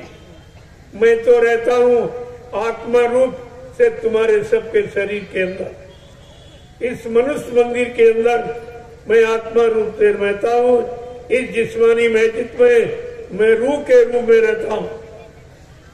न तो मुसलमानों ने समझा, न हिंदुओं ने, किसी ने इस बात को, न सिखों ने, न ईसाइयों ने, किसी ने। और इशारा ये महात्मा फकीरों के लिए। अगर उनके इशारों को समझ लो तो ये मंजिल बहुत सरल सस्ती, जिसको आपने यानी अहंकार गुमान घमंड में आकर वो भी झूठा, जिस पे आपने मंजिल को कठिन बना दिया। ये कठिनता है तुम्हारा झूठा अहंकार, और इसी को आपको दूर करना। और ये जाएगा कैसे दूर? कि बिन सत्संग विवेक न होई, और राम कृपा बिन सुलभ न सोई। कि सठ सुधर ही सत संगत पाई, और पारस परसी कुघात सुहाई। कितना साफ साफ लिख दिया कि बिना संतों के वचनों के, बिना सत्संग के बुद्धि में विवेक या नहीं होता। और लोगों का सुधार, लोगों की अज्ञानता, भूल भ्रम बिना सत्संग वचनों के दूर नहीं हो सकती। ये दोनों चीजें आपके सामने और आपको ये 10 जुलाई 1952 से 2012 ये 60 साल का समय इसी सत्संग वचनों के सुनाने, समझाने, चिताने, जगाने में दिया गया। लेकिन आपकी समझ में तो कुछ भी नहीं आया। आपने समझने का प्रयास ही नहीं किया। तो कितना बारी आपने अपना नुकसान किया। यही तो समझने की चीज। अगर जान जाते तो ये काम आपका कितना सरल। ये मानव जिस्म शरीर ये इसी काम के लिए दिया गया कि जाओ अपनी बार कलयुग में किसी संत महात्मा की तलाश कर लेना और उनसे अपने घर जाने का रास्ता पूछ लेना, और रास्ते को बताएंगे और चलाएंगे, और सारी कठिनाई, अटकलें, बाधाओं को भी बताएंगे कि कहाँ कहाँ कैसी कैसी बाधा रास्ते में मिलेगी। अगर तुमने उनका हाथ पकड़ लिया या उन्होंने तुम्हारा हाथ पकड़ लिया तो ये समस्या का समाधान हो जाएगा। फिर आपको कुछ नहीं करना, वो तुम्हारी जीवात्मा को घर पहुंचा कर ही मानेंगे। वो बीच में छोड़ने वाले नहीं है। अगर उन्होंने हाथ पकड़ लिया तो फिर वो बीच में छोड़ने वाले नहीं, जब तक तुम्हारी जीवात्मा को घर नहीं पहुंचा। ये उनका वादा है। जब आपको नामदान दिया तब भी आपसे वादा किया कि बच्चा शंका संदेह भूल भ्रम में मत रहना। मैं अन्य शक्तियों के समान मैं अजर अमर देश से आया। ये शक्तियां बीच के लोग से आई, उनको शरीर समय पर छोड़ना पड़ा और उसी तरीके से छोड़ना पड़ा जैसे हम मानव शरीर को छोड़ते। लेकिन मैं मानव शरीर तो धारण करूंगा, लेकिन अपनी इच्छा से। जब चाहूंगा तब छोड़ूंगा, जब चाहूंगा तब काम करके चला जाऊंगा, और तब चाहूंगा तब आ जाऊंगा। न मुझे कोई भेज सकता, न मुझे कोई बुला सकता। यही बात तो आपको समझनी चाहिए। कहा मैं अजर अमर देश से आया हूं, मैं मरने वाले देश से नहीं आया हूं, अजर अमर देश से आया हूं। और जब तक इन जीवात्माओं को अजर अमर देश नहीं पहुंचा दूंगा, मैं चैन से बैठने वाला नहीं हूं। जब तक मेरा एक भी जीव यहाँ रहेगा, मैं बराबर मौजूद रहूंगा। जब मेरे जगह सारे जीव चले जाएंगे, मैं पीछे से जाऊंगा। प्रेमियों, क्या तुम्हारी जीवात्मा जाग गई? क्या तुम अपने घर पहुंच चुके हो? जो कहते हो पहुंचाने वाला चला गया, फिर तुम्हें पहुंचाएगा तो स्वयं में शक्ति है नहीं जाने की, और कोई शक्तिमान ऐसा है नहीं जो तुम्हारी जीवात्मा को पहुंचा दे। फिर ये तुमने भूल भ्रम क्यों पैदा किया? ये अज्ञानता अपने में क्यों आपने धारण की? मूल वचनों को क्यों नहीं समझा? देखो कितनी भारी गलती जीव की। एक तो कोई आया नहीं, ये रास्ता किसी ने बताया नहीं, रास्ता बताया तो पहुंचाने का वादा किया नहीं। ये तो सब काम तुम्हारे सामने हुआ, और फिर भी तुम भूल गए। अपने हितैषी, अपने सहयोगी, अपने शुभचिंतक, अपने रहबर रहनुमा को आप बिल्कुल भूल गए। किसी की समझ में नहीं आया, न हिंदुओं ने समझा, न मुसलमानों ने। सब इसी भागा के चक्कर में फंस के रह गए। ये जात पात जो ऊपरी खोल और कबर, इसमें फंस के बेचारे नहीं। इनको यही नहीं मालूम, परमात्मा खुदा ने कोई जाति नहीं बनाई, कोई मजे धर्म नहीं बनाया, कोई फिरका, कोई मत, कोई मतांतर कुछ नहीं बनाया, कोई मंदिर, कोई मस्जिद, कोई गिरजाघर, गुरुद्वारा नहीं बनाया। ये तो तुमने बनाया, और तुमने बनाया और तुम ही अपनी बनाई व्यवस्था में फंस गए हो, और रो रहे हो, चिल्ला रहे हो, परेशान हो। अगर खुदा परमात्मा की बनाई व्यवस्था में बने रहते, समझते रहते, और रहम और दया, प्रेम प्यार मोहब्बत को न खोते, न छोड़ते, तो आज ये आफत और मुसीबत का समय तुम्हारे पास नहीं आता, ये आपके पास नहीं आता। लेकिन आपने माना कुछ नहीं माना। जब तुमने नहीं माना, तुम्हारी कौन माने? तुमने नहीं सुना, तुम्हारी कौन सुनेगा? न तुमने गीता, न रामायण, भागवत, कुरान, बाइबल, गुरु ग्रंथ साहब, न तुमने उसको माना, तुम्हारी कौन माने? पीर पैगम्बर औलिया, मुर्शिद कामिल फकीर, साधु संत महात्माओं को न माना, न उनकी बात, न सीख शिक्षा तालीम को आपने माना। अब तुम्हारी कौन मानेगा? अब तो मुसीबत के घेरे में आके फंस गए। कलयुग घेरे चारी ओर, मनुआ जइयो को नहीं। तुम कहाँ भक्के जाओगे? कलयुग ने चारों तरफ घेरा डाल रखा, निकलने के सारे रास्ते बंद कर। वो केवल रास्ता संत महापुरुषों के पास है, जो कलयुग भी नहीं जानता, उसको भी इस रास्ते की जानकारी नहीं। वो संत महापुरुषों के पास ऐसा बारीक यानी सुरंग का रास्ता है जो कोई जानता नहीं। लेकिन जब उनकी बात मानोगे, तब ये दया तुम्हारे पर करके उस रास्ते से निकालकर तुम्हारी जीवात्मा रूह को दोजख नरकों से बचाकर घर पहुंचा देगी। जब मानोगे तब। ऐसे क्या है? तो ये जानकारी तो आपको रखनी चाहिए। आपने कोई जानकारी नहीं रखी। अब तो मुसीबत में फंस गए हो, तो रो रहे, चिल्ला रहे हो, है कोई सुनने वाला? जिन देवी देवताओं को आपने पूजा है, जिस नाम को आपने जपा है, जिन पर आपने रुपया पैसा, धन दौलत, समय, श्रम पूंजी खर्च की है, तो उनसे कहो कि भाई हमारी मुसीबत दूर कर। अगर तुम्हारे में शक्ति है तो दूर कर दीजिए। मैंने तुम्हारी बहुत पूजा की, बहुत श्रम, समय, पूंजी, पैसा खर्च किया है, अब हमारी मुसीबत को दूर कर दो। आपको पता चल जाएगा कि इनमें कोई है तुम्हारी मुसीबत को दूर करने वाला। कोई नहीं बोलेगा, कोई नहीं, और तुम्हारा समय सब चला गया। और अब भी डाला, ये जड़ जीव अभी नहीं चेत रहे, इतने चर्चा में फंस गए हैं कि चेतन तो इनकी समझ में भी नहीं आता कि चेतन क्या है, चेतन किसे कहते हैं। अरे चेतन जीवात्मा, शरीर तो जड़ है, जीवात्मा चेतन, और जीवात्मा का देश चेतन, जीवात्मा का मालिक चेतन, और जीवात्मा की युक्ति वो चेतन, बाकी सब जड़।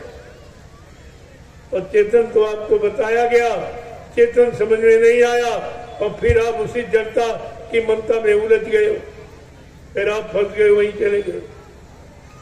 स्वार्थी लोभी लालचियों के बहकाने पर आपने चिमरत चेतन शक्ति को छोड़ दिया और फिर जड़ता में चले गए।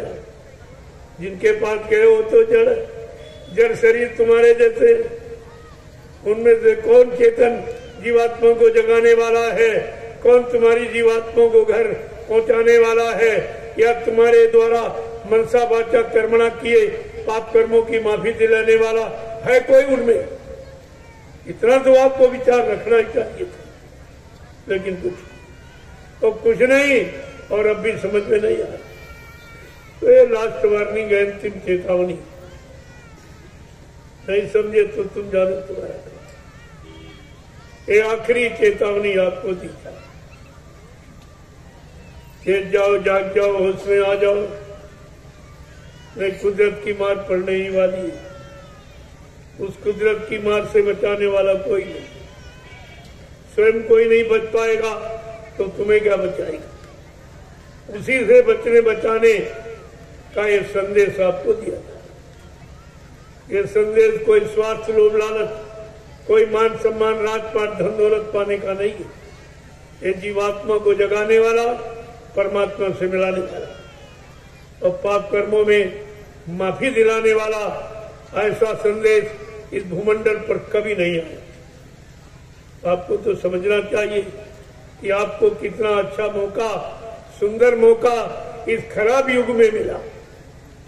ये कलयुग सबसे ज्यादा खराब, वैसे हमारी दृष्टि से तो कलयुग सबसे अच्छा होना चाहिए, क्योंकि कलयुग के जीवों के सामने तीन युगों का अच्छा इतिहास, सतयुग का, त्रेता का, द्वापर का, अच्छी उम्र वाला, अच्छे खान पान करने वाले, अच्छे कर्म करने वाले, अच्छी संग सोबत, तपस्या, त्याग, संयम, वैराग्य रखने वाले, ऐसे लोगों का इतिहास कलयुग के जीवों के सामने है।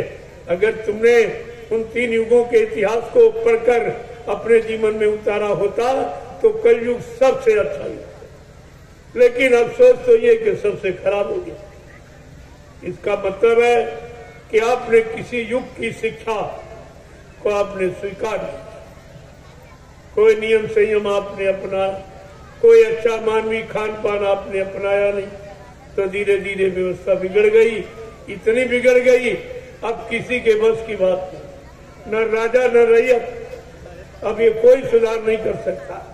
कितना कोई शोर मचाए, कितने फिरके तैयार कर ले धर्म के नाम पर, कितनी दुकानें खोल दे, ये तो सब है, लेकिन काम कोई नहीं कर सकता। ये काम किसी के बस का, काम दरबार से होता है। ये सच्चा दरबार सदगुरु का जिसपे आप बैठे, यहाँ कोई मांग नहीं, कोई रुपए पैसे सामान, कोई वस्तु काल माया की यहाँ मांगी नहीं जाती, लेकिन जो आप स्वेच्छा से देते हो उसको परमार्थ में लगा दिया। तुम तो लगा नहीं सकते, तुम संसार में कमाया और संसार में खर्च कर दिया, और तुम्हारे साथ ही जाने वाला कुछ नहीं। कमाया ये भी नहीं जाएगा और जो बनाया वो भी नहीं जाएगा, ये तो सब यही रह जाएगा। इसलिए संत महापुरुषों को जो आपने श्रद्धा सेवा भाव से दिया, उन्होंने उसको परमार्थ में लगा दिया जो तुम्हारे साथ है। तो परमार्थ जो व्यवस्था बनेगी, तुम्हारा तो लाभ होगा ही, लेकिन तुम्हारे धन और श्रम से जो व्यवस्था बन के तैयार हो जाएगी, उससे आगे आने वाले भविष्य में करोड़ों लोग लाभ उठाएंगे। ये तुम्हारा परमार्थ करोड़ों।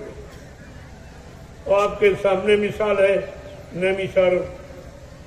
नैमिषारण को आप देखिए, जो 88,000 ऋषियों की तपोभूमि है। 88,000 ऋषियों ने तपस्या की। इतनी बड़ी संख्या ऋषि मुनियों की इस विश्व में कहीं नहीं इकट्ठी हुई और कहीं ऐसी तपोभूमि नहीं बनी जो नैमिषारण, जहां से सतयुग के अंकुरन निकलने की बात बताई गई। ऐसे थोड़ी ये जगह ली गई, ये सद्गुरु दाता दयालु के आदेश पर ये जमीन दी गई कि जब सतयुग के अंकुरन निकलेंगे तो अंकुरन कोई आसमान में तो निकलेंगे। सबका आधार जमीन है। हर युग का काम जमीन पर हुआ और होगा, इसलिए सतयुग जमीन पर आएगा और जमीन पर रहने वाले लोगों को लाभ देगा। तो इसलिए रहने वालों के लिए कोई न कोई स्थान तो चाहिए ही। बगैर स्थान के तो कोई काम नहीं होगा। तब ये स्थान का निर्माण किया गया। अब भी किसी के दिल दिमाग पे नहीं। मथुरा में आपने 45 करोड़ जीवों की मेहनत, परिश्रम और सेवा से एक आश्रम बन के तैयार हुआ, जिसको लोग पाक साफ निर्मल पवित्र नहीं रख पाए, उसको भी गंदा कर दिया। तब हमको मजबूर होकर इन प्रेमियों के लिए, गुरु परिवार के लिए 3 आश्रमों का निर्माण करना पड़ा। एक सतगुरुधाम नैमिषारण उत्तर सीतापुर उत्तर प्रदेश, दूसरा जय गुरुदेव आध्यात्मिक ज्ञानाश्रम मिस्री ग्रामशाला उत्तर प्रदेश, और तीसरा आपका है दयाल आश्रम जमुनिया ग्राम जिला हरदोई में। ये 3 आश्रमों का निर्माण है। आप देखते जाइए, जब परिवार बड़ा होता है तो एक घर में गुजारा नहीं होता तो दूसरा घर बन जाता, तीसरा बन जाता है। लेकिन वो गिनती में 3-4 हो सकते हैं और व्यवस्था में एक ही है। व्यवस्था में एक ही गुरु परिवार। इस व्यवस्था को ध्यान में रखो तो तुम्हारे दिल दिमाग से शंका निकल जाएगी। 3, 4, 5, 6 नहीं, एक है, वो एक ही है।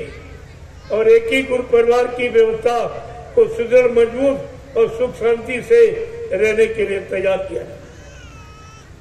ये सब आपको ध्यान में रखना है। और ये 10 वर्षों, 10 क्या बल्कि 5 वर्षों में तैयार। पहले तो कुछ नहीं हुआ।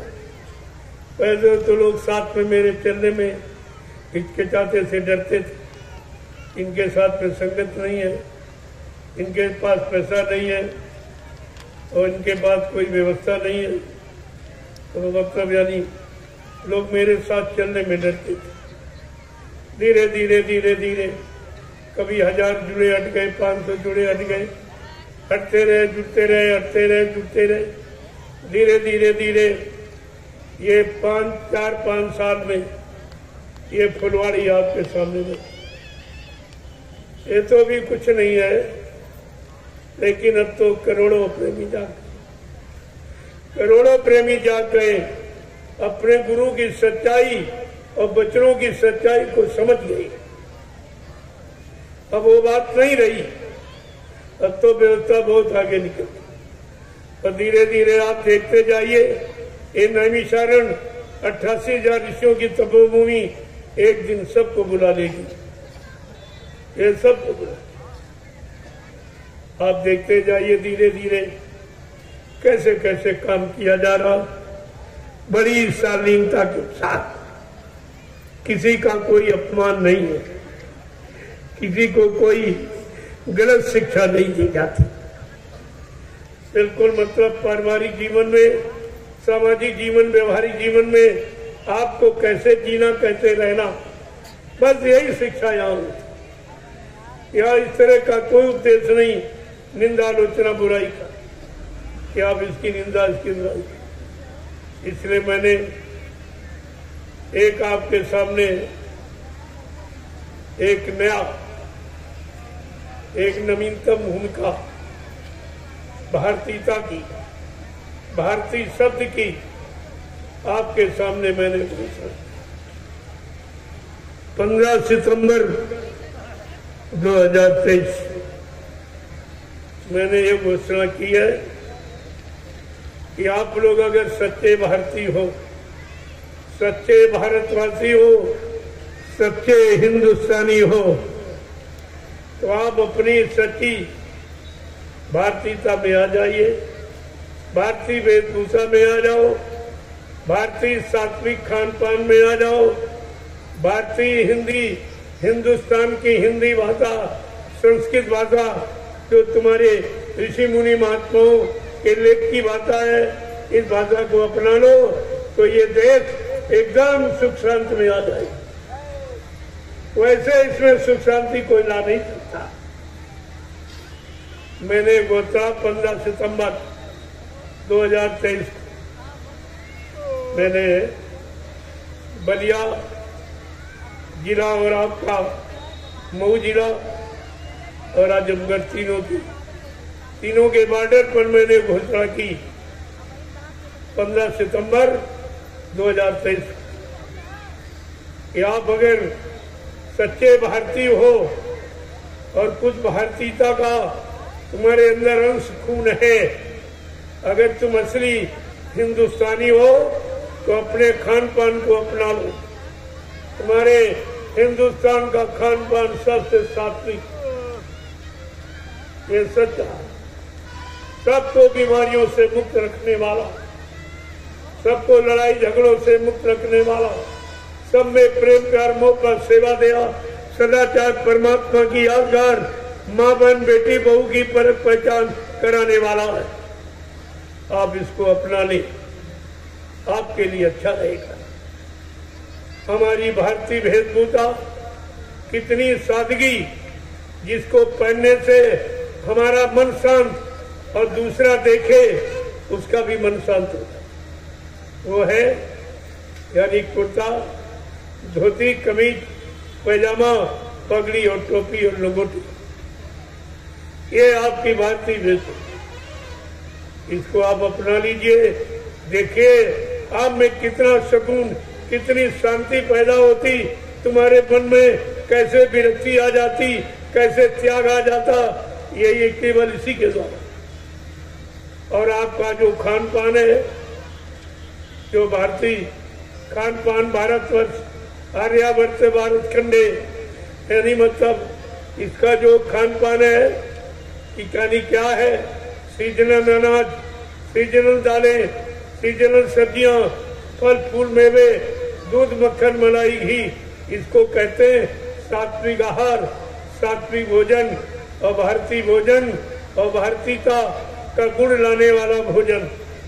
सबके अंदर प्रेम प्यार मोहब्बत सेवा दया सदाचार परमात्मा की याद कराने वाला भोजन ही है। आप इस भोजन का इस्तेमाल करो, आप भारतीय कहे जाओगे, भारतीय वेशभूषा आप भारतीय कहे जाओगे, और भारतीय भाषा हिंदी और संस्कृत आगे आने वाले समय में हिंदी और संस्कृत में ये भारत का संविधान बनेगा और वो संविधान हर नागरिक को याद होगा। वो दोहा, चौपाई और सोरठा और छंद और सवैया में लिखा जाएगा तो सबको याद होगा। कोई किसी को न लूट सकता, न ठग सकता, न बेईमानी कर सकता, न बहका सकता।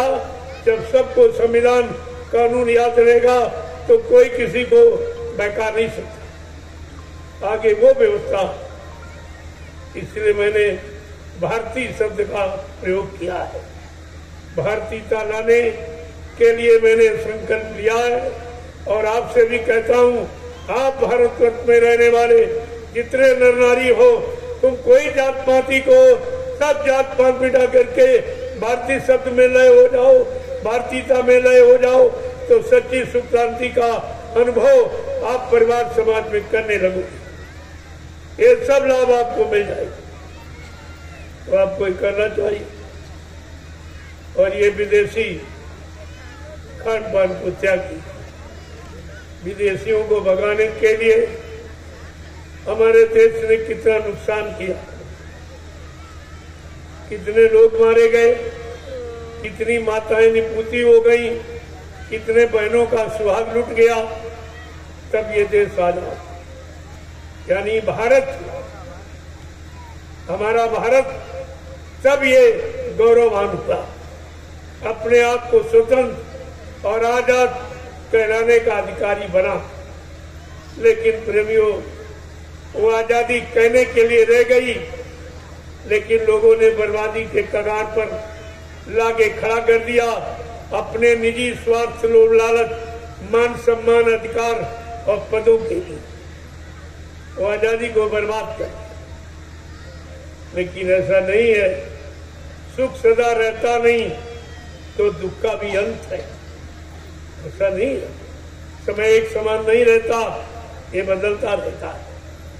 एक परिवर्तनशील जगत है, यहाँ हर चीज बदलाव में है, तो ये बुरा समय भी हमेशा नहीं रहेगा। एक दिन अच्छा समय आपके सामने आएगा और वो अच्छाई, सच्चाई का लाभ आपको मिलेगा।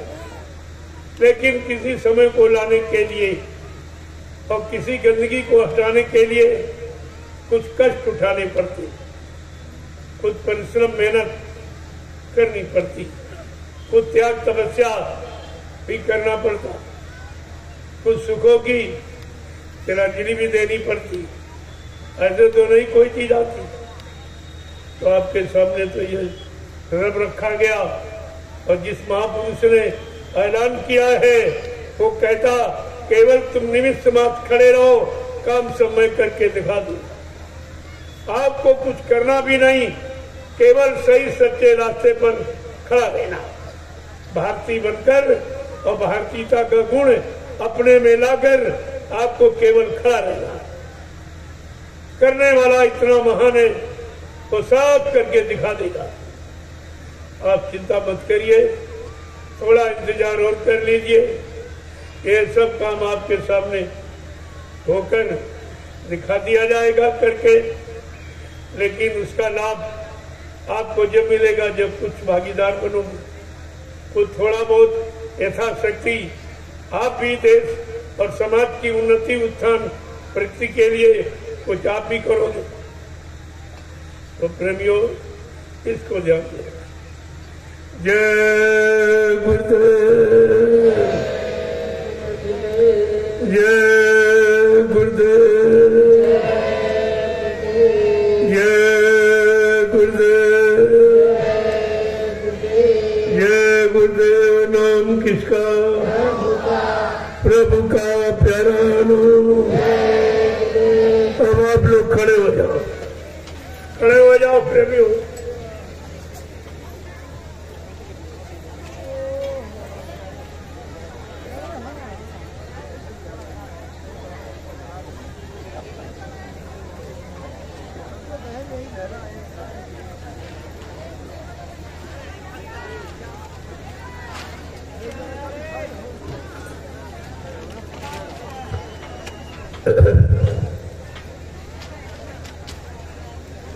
प्रेमियों, 24 तारीख को विजयादशमी, 24 तारीख को कन्या पूजन हो। कन्या पूजन 24 तारीख को। थोड़ा सत्संग आपको और मिल जाए तो अच्छा रहेगा, क्योंकि आगे का समय बड़ा खराब है। जितने लोग यहाँ बैठे खड़े हो, इसमें से बहुत लोग चले जाएंगे, उनको दोबारा ये सत्संग नहीं मिल सकेगा। तमाम लोग शरीर छोड़ के चले जाएंगे। इसलिए जो समय मिला है उसमें ज्यादा ज्यादा लाभ प्राप्त करो। तो जितना सत्संग मिल जाए वही तुम्हारे लाभ की चीज है, और जो आज तक मिला वो तो सब नुकसान हो गया। उसने आपका समय, जीवन नष्ट किया है। लेकिन ये सत्संग का समय तुम्हारे जीवन को बदलने वाला है, तुम्हारे जीवन को असली लाभ देने वाला। इसलिए ये सत्संग जो आपको मिल रहा है ये आगे नहीं मिल सकेगा। तमाम प्रेमी शरीर छोड़ के चले जाएंगे। जय गुरुदेव, जय गुरुदेव, जय गुरुदेव,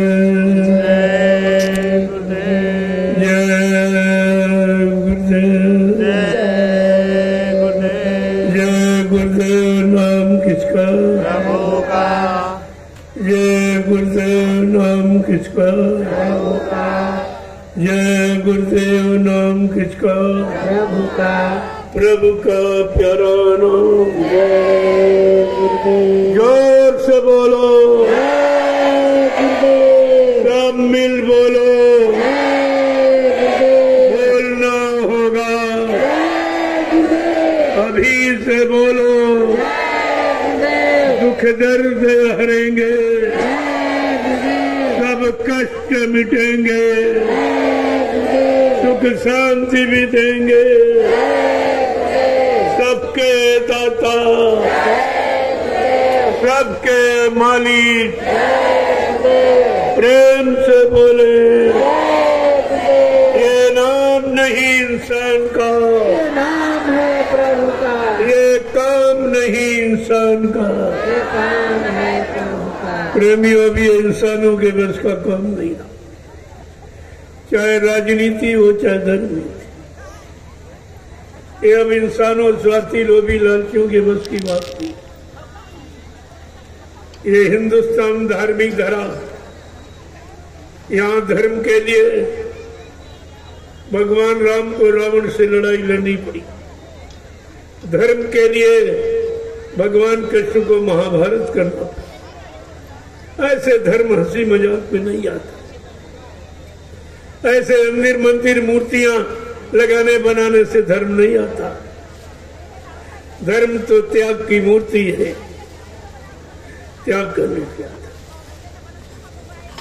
भगवान राम कृष्ण का इतिहास पढ़ लो तो समझ में आ जाए कि धर्म कितनी कुर्बानी के बाद आता है, और इसको लोग हंसी मजाक समझते। कोई मंदिर बना रहा, कोई मूर्ति लगा रहा, सब इसी जड़ता की ममता में फंसे। अरे जड़ता से कभी चेतन का काम नहीं होगा। ये शरीर जीवात्मा सब चेतन शरीरों में, इनका काम तुम जड़ पत्थर कागज करने से करना चाहते। कोई अंदर मंदिर, कोई उड़ती मूर्ति बनाकर लगाकर तुम धर्म को लाना चाहते। क्या राम कृष्ण की बात को भूल गया कि धर्म कैसे आया और वो कैसे लाए? उनको नाको चने चबाने पड़े थे, कितनी कुर्बानी देनी पड़ी, कितना खून खराबा वह, तब ये चीज देखने को मिली थी धर्म। आज धर्म को लोगों ने हंसी मजाक, मखौल, पाखंड, बाइरंबर समझकर धर्म को खो दिया। अब उसको लाने के लिए फिर से महापुरुषों को मेहनत करनी पड़ी। अगर रामकृष्ण की भूमिका धर्म की आप लोग बनाए रखते होते तो आज बाबा जी को इतनी मेहनत नहीं करनी पड़ती, ये सब काम सहज में हो जाता। लेकिन आप तो रामकृष्ण की धर्म की भूमिका को बिल्कुल नष्ट नाबूद कर दिया, इसलिए फिर से मेहनत करनी पड़ी। जब राजा रैयत सब जड़ में फंस जाएंगे, परमात्मा चेतन, देवी देवता चेतन, अवतारी शक्तियां चेतन, और ये जड़ में इशारा कर रहे हैं और जड़ मूर्तियां बना रहे हैं जिसमें श्रम समय पूंजी देशवासियों की बर्बाद कर रहे हैं। इससे क्या होने वाला है? और इससे कहीं धर्म आ जाएगा कि मानवता, इंसानियत आ जाएगी कि प्रेम, प्यार, मोहब्बत, सेवा, दया, सदाचार, परमात्मा की यादगार आ जाएगी। क्या माँ बहन, बेटी बहू की परख और पहचान होने लगेगी? ये सब आपको सोचना चाहिए। जय गुरुदेव, जय गुरुदेव, जय गुरुदेव। नाम किसका? प्रभु का। जय गुरुदेव। नाम किसका? प्रभु का। प्रभु का प्यारा नाम। जय गुरुदेव। अब आप लोग लाइन से खड़े हो। हमारी एक समाज की मर्यादा है, एक लाइन में पुरुष, एक में महिला है। ये मर्यादा सब जगह अगर लागू रखते तो इतना बिगाड़ नहीं होता। जो परिवार समाजों देश पे जो बिगाड़ हुआ है, जो मर्यादा नष्ट हुई है, जो सभ्यता खत्म हो गई है, भारतीय संस्कृति का जो नामो निशान मिट गया है, ये कुछ नहीं होता। इसलिए आप लोग लाइन से खड़े हो जाओ, मैं एक एक का दर्शन करूं। आप लोग घर परिवार बाल बच्चों को छोड़ के आए हो, खेती दुकान दफ्तर बिजली मजदूरी बंद करके आए हो, तो आपने इतना त्याग किया। ऐसे कलयुग में इतना त्याग भी कोई कर पाता। ऐसे त्यागियों का मैं दर्शन करना चाहता हूँ, मैं उनको प्रणाम करना चाहता हूँ। और ये मुसीबत दुख तकलीफ बीमारियों से बचने के लिए ये महाप्रसाद देना चाहिए। ये इलायची दाना महाप्रसाद, ये लड्डू वड्डू नहीं महाप्रसाद, वो तो आपके अच्छे बच्चों के लिए दे दिया जाता। बाकी असली प्रसाद ये इलायची दाना रामदाना, ये बरसों खराब नहीं हो, रखे रहो बरसों नहीं खराब। ये प्रसाद है, ये खराब नहीं। और लड्डू 2-4 दिन में खराब हो जाता। वो तो बाल बच्चों के लिए या कोई किसी की सेवा ले आता है तो भाई कहते हैं उसको दे देना, तो कहेगा चलो भाई हमको भी कुछ मिल गया है, उनको दे दिया जाता। लेकिन आप सबके लिए ये इलायची दाना अनिवार्य है। ये तमाम मुसीबत बीमारी परेशानियों को दूर करने वाला है। 10 बार जय गुरुदेव नाम प्रभु का लेकर इस दाना का आप प्रयोग करें, ये सब आपका था। लेकिन एक बात जरूर है कि आपको शाकाहारी रहना। शाकाहारी रहकर अगर आप इस प्रसाद का प्रयोग करते पूरा लाभ करें। जय गुरुदेव नाम का पूरा लाभ आपको जब मिलेगा जब शाकाहारी सदाचारी आप बन जाएंगे। जय गुरुदेव। दूसरा लाभ वो झंडा। देखो हिंदुस्तान में बहुत झंडे, जितनी पार्टियां उतने झंडे, और धर्म स्थलों में झंडे, और इसमें भी तो लोग और हैं जय गुरुदेव नाम का झंडा लिए। मैं सबसे कहता हूं, अगर तुम्हारे झंडे में सत्यता है, या तुम कह रहे हो बाबा जी चले गए, अगर ये तुम्हारा कहना सत्य है तो झंडा गाड़ कर एक प्रेतात्मा को उतार दीजिए या एक बीमारी तकलीफ को कम कर दीजिए, तो आपकी बात मानी जाएगी। नहीं तो आपको पछता के रोके आंसू गिरा के जय गुरुदेव प्रभु नाम के झंडे के नीचे एक दिन सबको आना पड़ेगा। ये झंडा सबके दूर दूर करने का, वो झंडे अपने निजी मान सम्मान पहचान अधिकार के झंडे पार्टियों, लेकिन ये जय गुरुदेव प्रभु नाम का झंडा, प्रभु सबका है, सबका खेवानहार है, सबका सृजनहार है, सबका रखवाला है, ये प्रभु का झंडा। इसलिए ये सबको लाभ देगा। ये किसी आर्टी पार्टी का एक आदमी इंसान का झंडा नहीं है, ये प्रभु का झंडा। बात आपको समझनी चाहिए, तो आप झंडे की परिक्रमा कर लीजिए। ये सब मुफ्त, इस दरबार में आपको मुफ्त सब दिया जाता, यहाँ लिया नहीं जाता, दिया जाता, सब तरफ का। आज हिंदुस्तान में कोई प्रसाद नहीं दे रहा, कोई प्रसाद बनाना जानता नहीं, देगा। यही तो सच्ची पहचान है कि प्रसाद कौन बना सकता, जिसने अपने सद्गुरु दाता दयालु को खुश कर दिया, उनके नियम कानून सिद्धांतों को मानकर, उनके वचनों पर चलकर जिसने अपने सद्गुरु को खुश कर लिया, वो सद्गुरु की दुआ दिया किसी वस्तु में प्रवेश करके जीवों को लाभ दे सकता है। ये लाभ उसके अधीन है।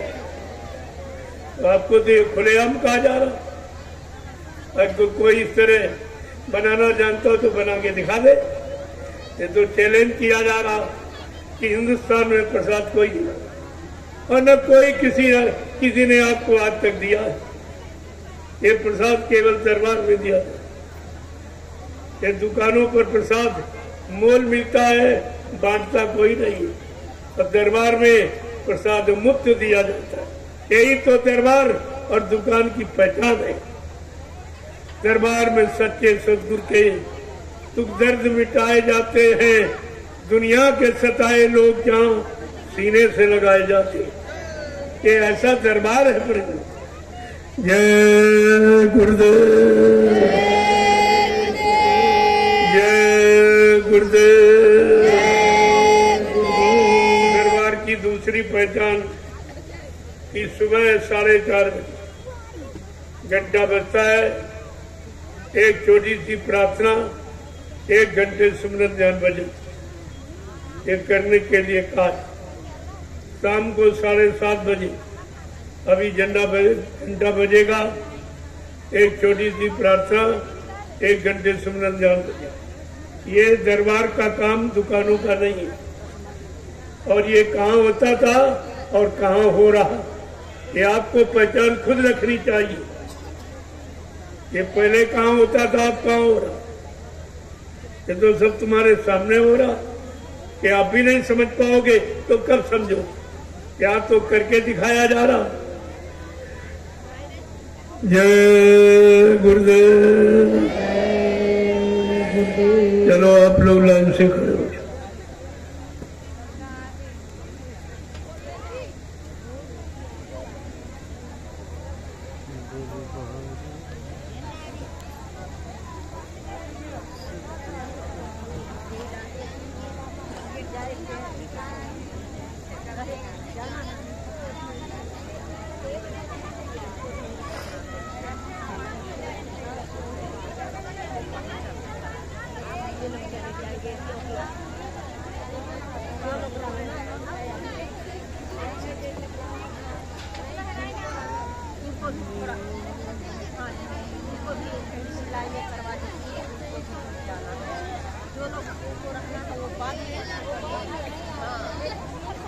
नहीं तो जाइए,